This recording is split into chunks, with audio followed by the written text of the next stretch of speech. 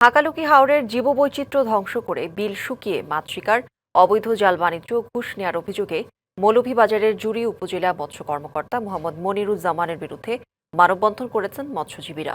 দুপুরে জুড়ি উপজেলা চত্বরে মানববন্ধনে বক্তারা অভিযোগ করেন, মনিরুজ্জামান প্রভাবশালীদের নিয়ে সিন্ডিকেট তৈরি করে নানা অনিয়ম ও দুর্নীতির মাধ্যমে বিপুল অর্থ লোপাট করেছেন।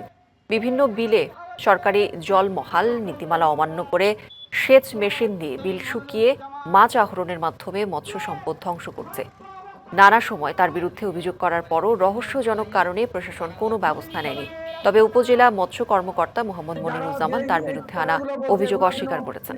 আগামী 4 বছরে 10 লাখ বৃক্ষরোপণ কর্মসূচি হাতে নিয়েছে এডিফাইস কনসালটেন্সি নামের একটি প্রতিষ্ঠান। এরই মধ্যে তারা চারা রোপণ শুরু করেছে।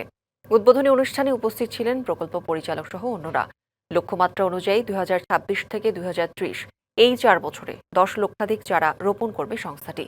প্রাথমিকভাবে বৃক্ষরোপণের জন্য বেছে নেওয়া হয়েছে দেশের 6টি জেলা। এডিফাইস কনসালটেন্সির লক্ষ্য বায়ু দূষণ ও আরবান হিট আইল্যান্ড বেশি এমন এলাকা শনাক্ত করবে।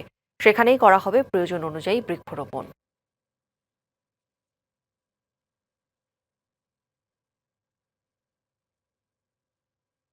ঈদ আসবে, সাথে ক্যাশব্যাকও আসবে। নিজের বা প্রিয়জনের জন্য কেনাকাটায় এবারও নগদ পেমেন্টে পাচ্ছেন দারুণ ক্যাশব্যাক। তাই যাই কিনুন, পেমেন্ট করুন নগদে।